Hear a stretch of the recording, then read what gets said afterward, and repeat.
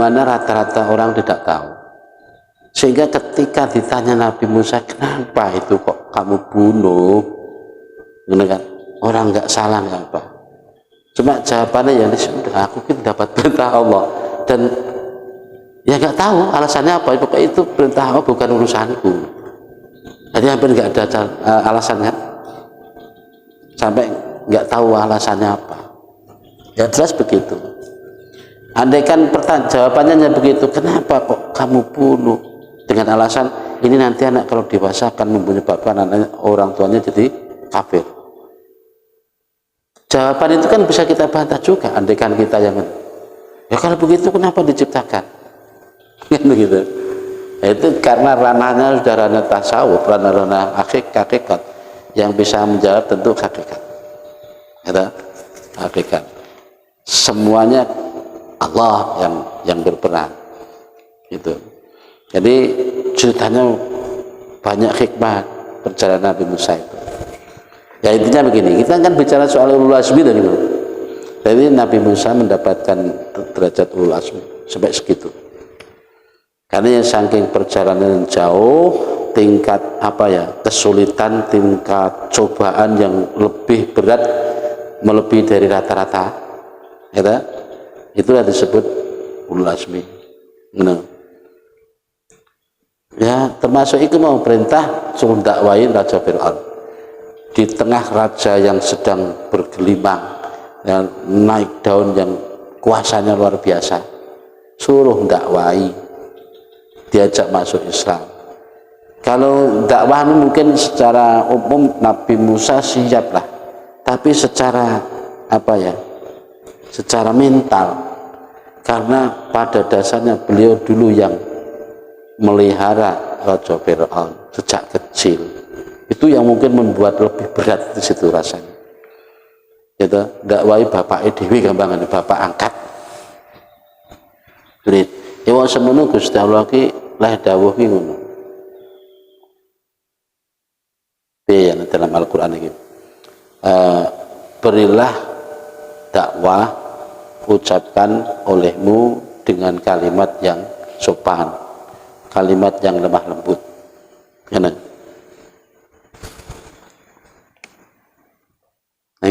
surat Al-Mutaffifin ini lah lupa saya. Di situ surat Abasa ya, Abasa utama. Di situ ada itu. Lupa. Padahal apa sini? Coba dongeng ini lali. Nah itu yang jelas itu.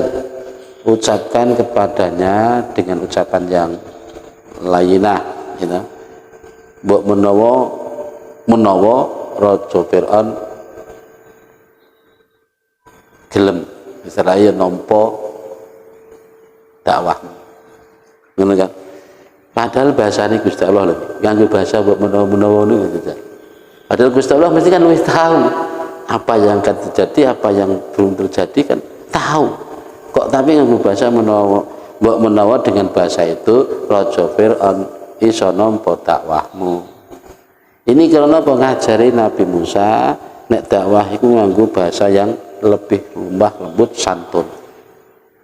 Meskipun yang dihadapi orang sedurjana Fir'aun yang tak arani durjane murka ngaku jati Tuhan.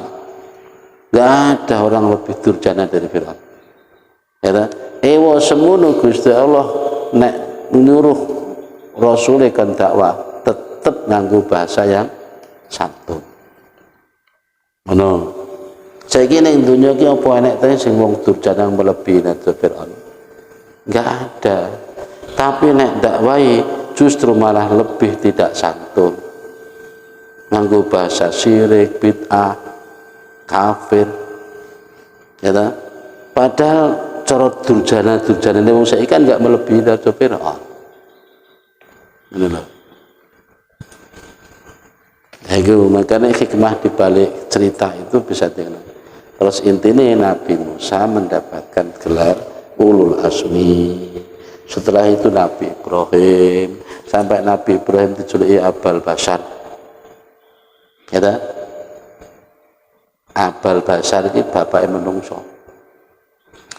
Nah iki nek secara anu lho ya. Nek dihubungi ning ilmu tasawuf hakikat ya apa bapake menungso ya ada. Gitu. Awal mulane kan ngono. Lah nek bapake roh Nabi Muhammad kan ngono to. Adam abul bashar wa Muhammad rohani kita.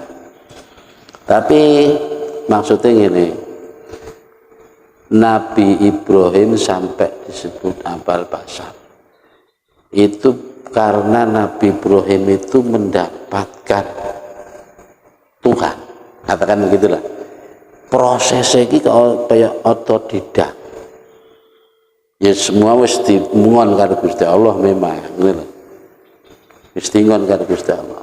Tapi begitu cerdasnya Nabi Ibrahim sehingga setiap apa yang dihadapi diorientasikan secara ilmiah. Jadi dia hidup di kalangan orang-orang yang notabene penyembah berhala, bahkan termasuk bapaknya sendiri itu produser, itu pembuat berhala nazar. Tapi ini ada yang ada khilaf sih. Jadi yang dimaksud bapak nazar itu kan bapak Zuhair Nabi Ibrahim nalika iku jirine, tapi sebetulnya bukan bapak asli. Enek sing ngarani. Soalnya Nabi itu nama nasabnya tetap terjaga. Maksudnya itu jaga itu seluruh nasab Nabi sampai Nabi Adam itu tidak ada seorang pun dari nasab ini yang melakukan dosa besar. Ini dan menyembah berhala kan termasuk syirik, dosa besar kan? Ini tentu diselamatkan. Jadi nasar yang dimaksud itu produser anu itu bapak Zuhair, bapak angkat. Katanya begitu. Itu saya lebih cenderung kepada khilaf ini. Begitu. Nek berjanji dengan kan disebut nasab Kanjeng Nabi itu mulai dari sampai Nabi Adam kan terus melewati Nabi Ibrahim juga toh. Karena dari Nabi Ismail sampai ke atas Nabi Ibrahim ke atas sampai Nabi Nuh, Nabi Sis sampai Nabi Ibrahim, Nabi Muhammad, Nabi Adam itu terjaga. Tidak ada satupun dari nasab-nasab itu yang melakukan dosa besar, termasuk syirik.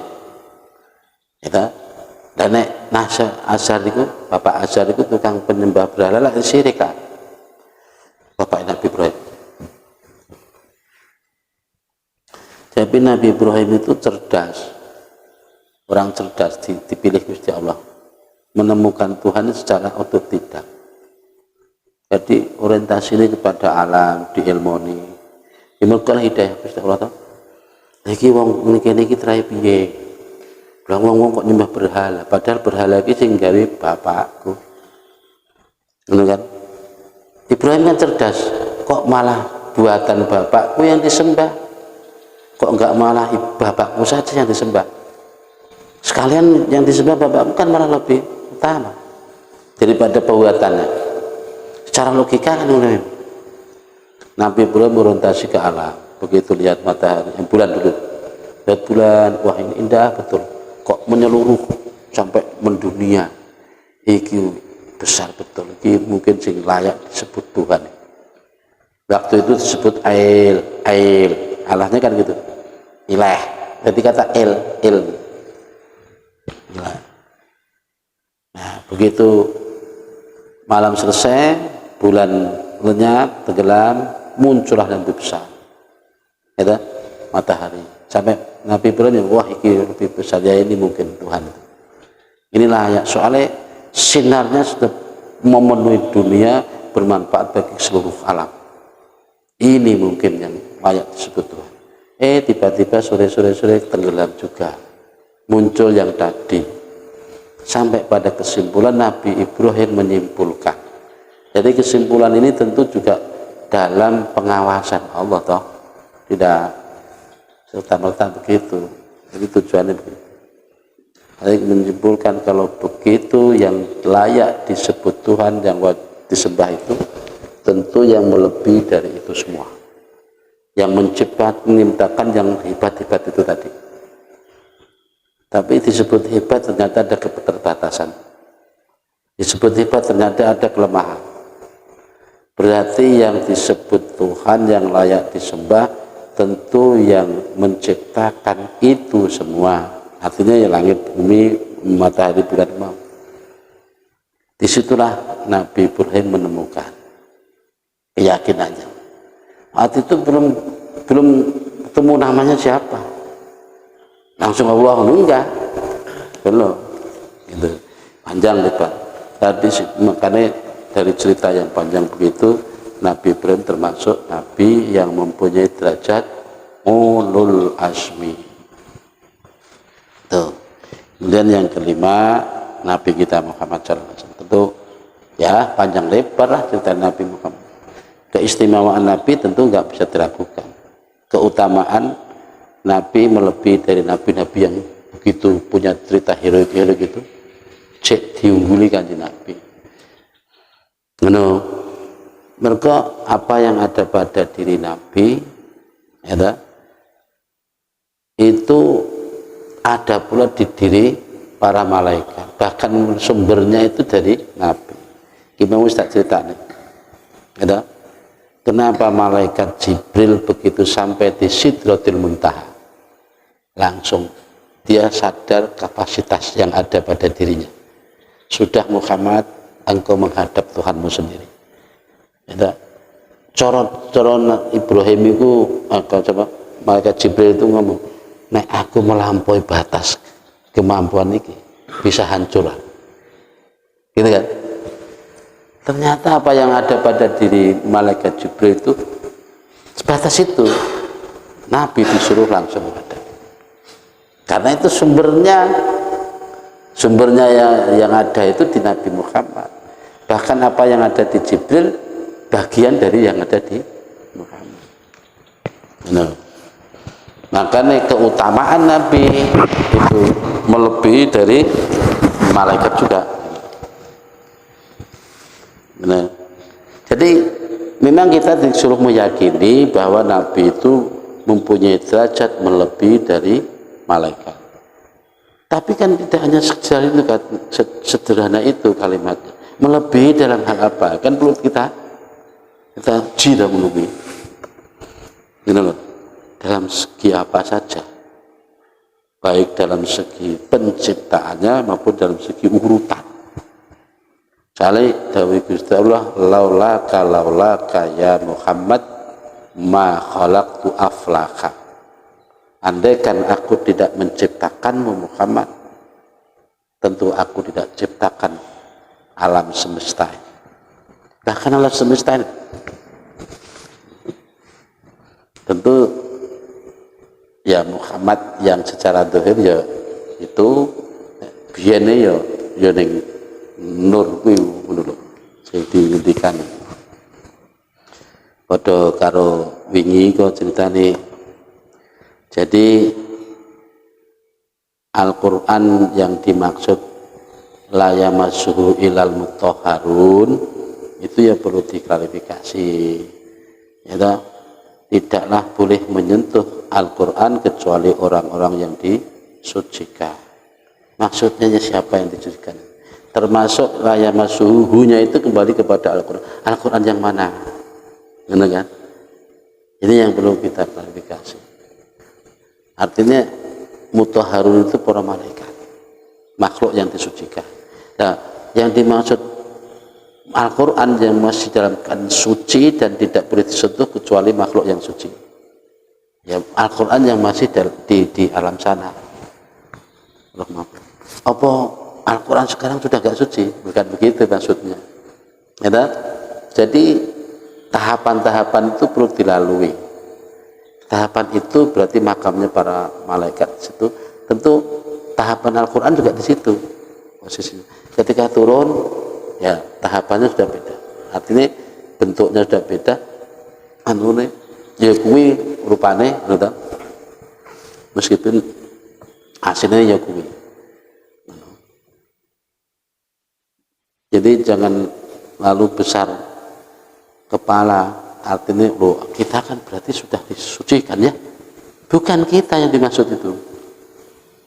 Karena ngomongnya apa Kanjeng Nabi kok yang ngajari kita untuk bersuci dari hadas, dari najis. Nek kita memang sudah disucikan, ya dah. Itulah kadang-kala kita ini ada di sekalian orang yang berpendapat begitu.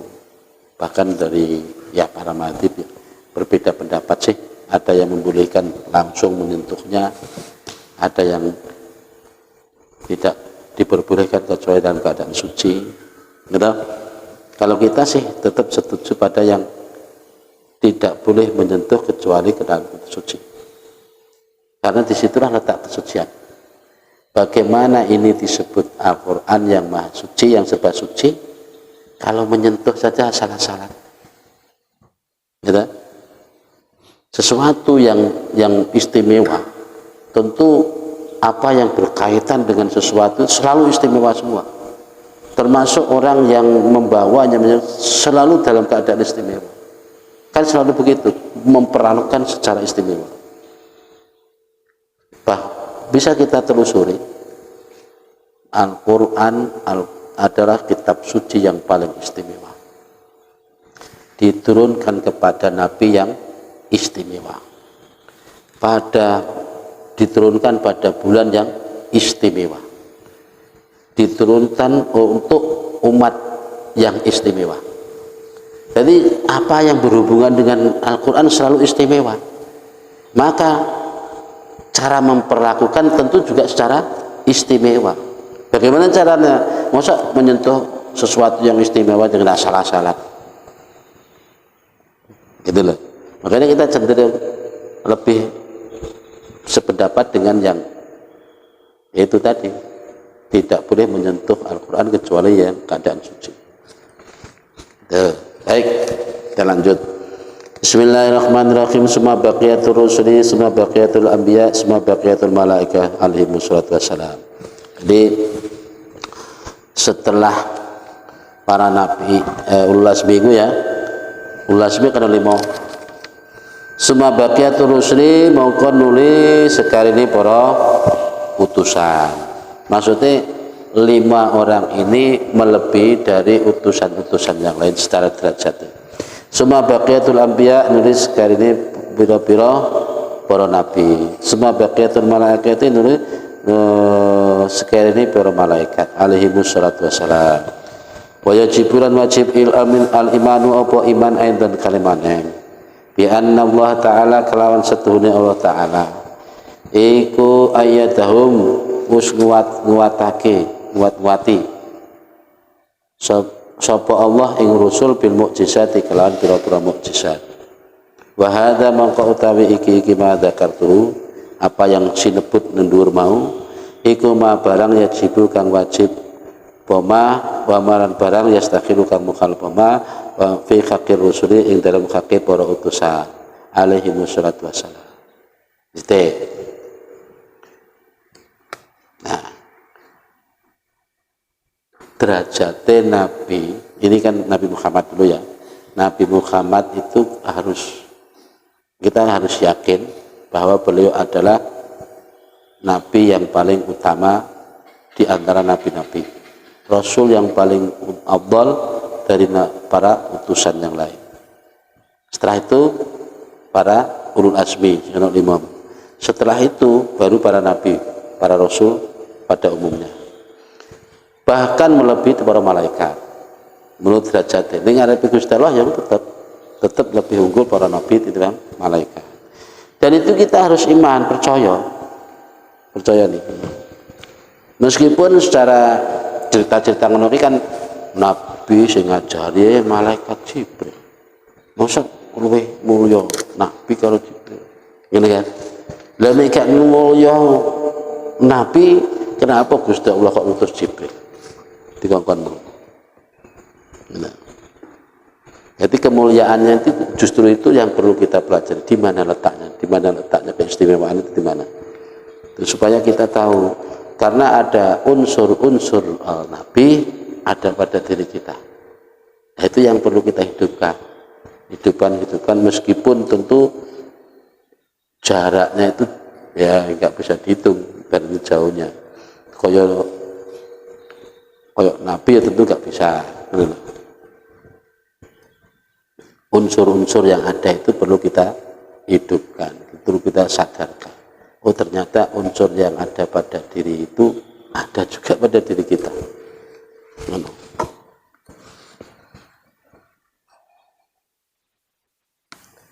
Jadi apa yang sudah diterangkan itu bagian wajib dan mukhal pada diri Rasul.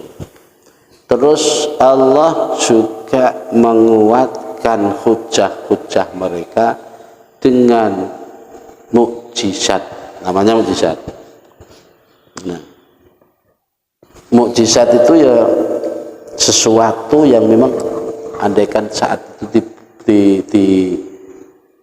dibutuhkan, maka Allah tunjukkan itu mukjizat. Karena kalau sampai minta petunjuk berupa mukjizat, berarti ini orang yang sudah benar-benar ibaratnya mentok, didakwai coro alus wis gak kena, didakwai secara kasar wis ora kena, diperangi ya panggah ora kena, sehingga butuh mukjizat hujah.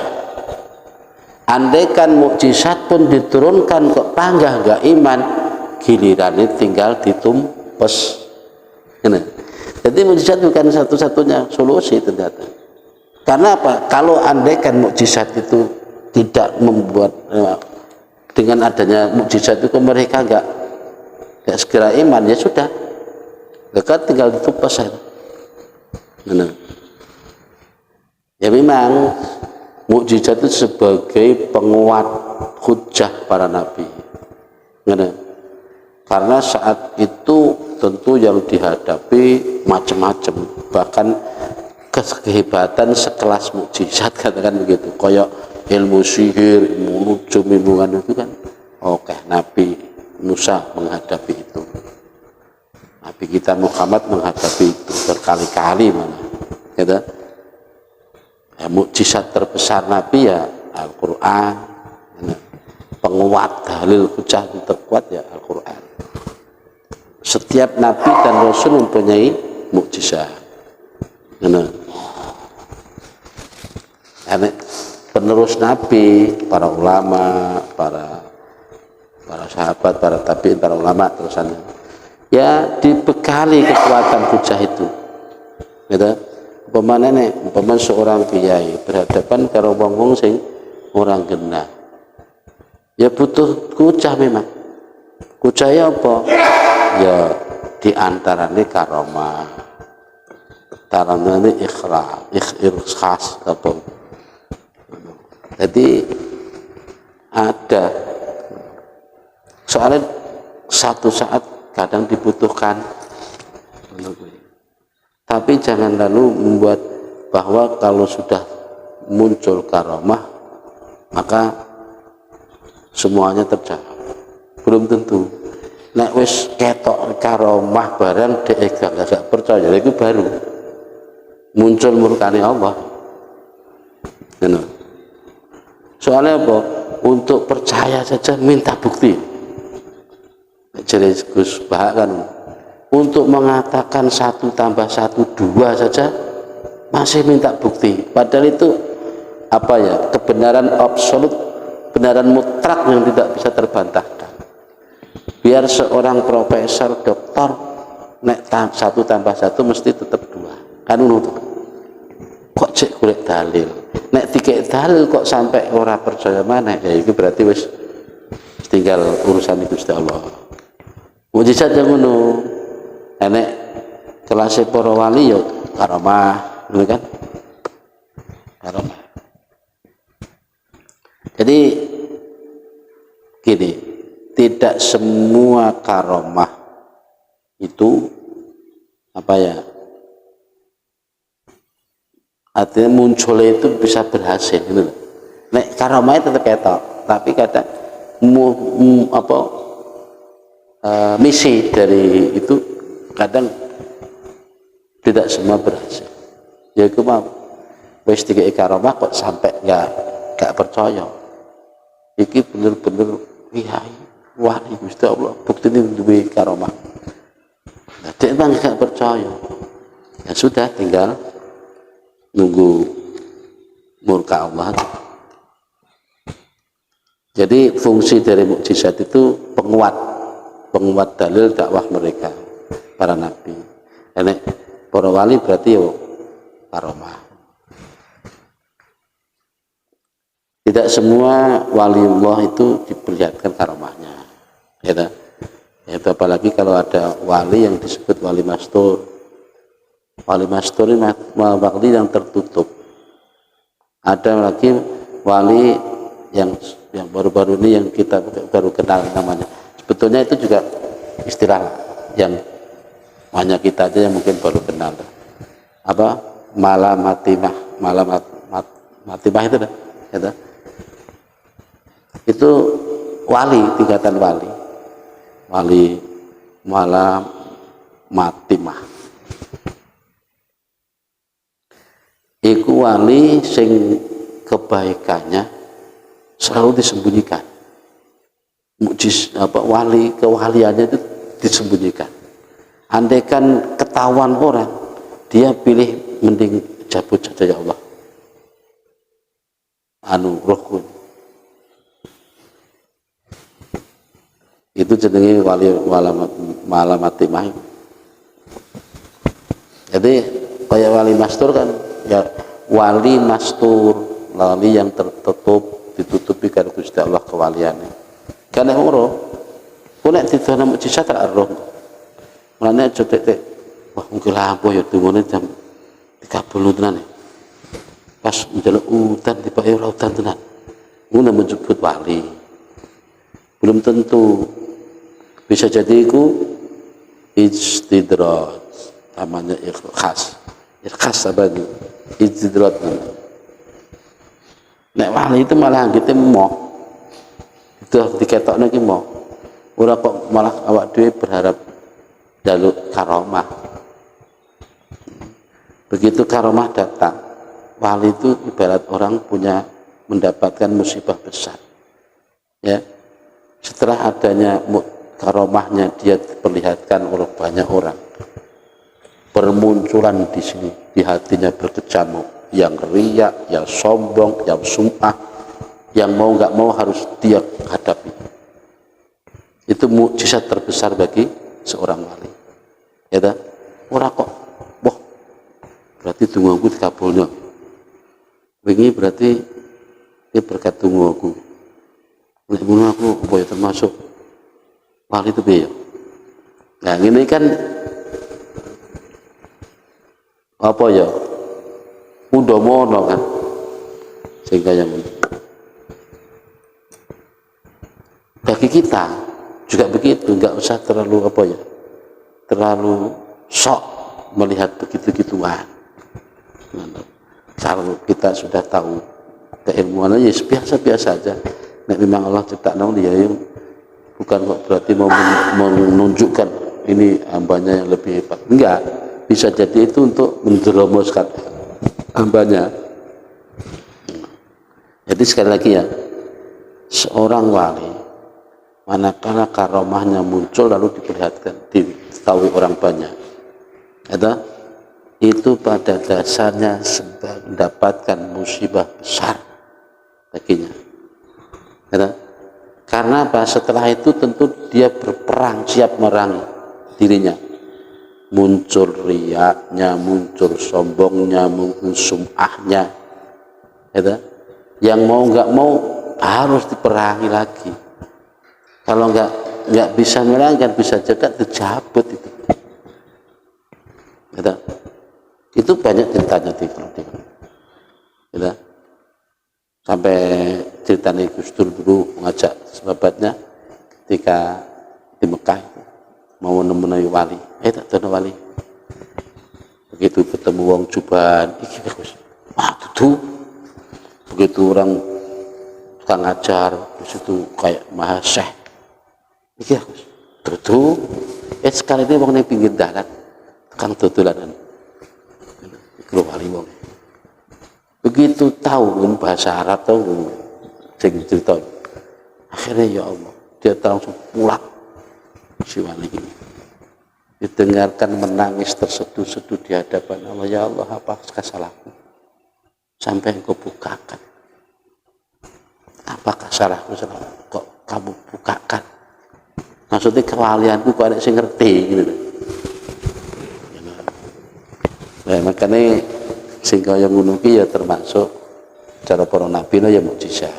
Nek para wali kan karomah. Baik, itu kurang lebih. Jadi kesimpulan dari apa yang saya sampaikan, jadi mulai dari kemarin itu keterangannya menerangkan tentang sesuatu yang wajib bagi para rasul, mukhal bagi para rasul. Nah, tinggal satu, yaitu sesuatu yang wenang bagi para rasul, atau bisa disebut sifat wenangi para rasul. Wallahu a'lam bishawab. Al-Fatihah. Bismillahirrahmanirrahim. Alhamdulillah. Iyyaka na'budu wa iyyaka nasta'in. Shiratal ladzina an'amta 'alaihim.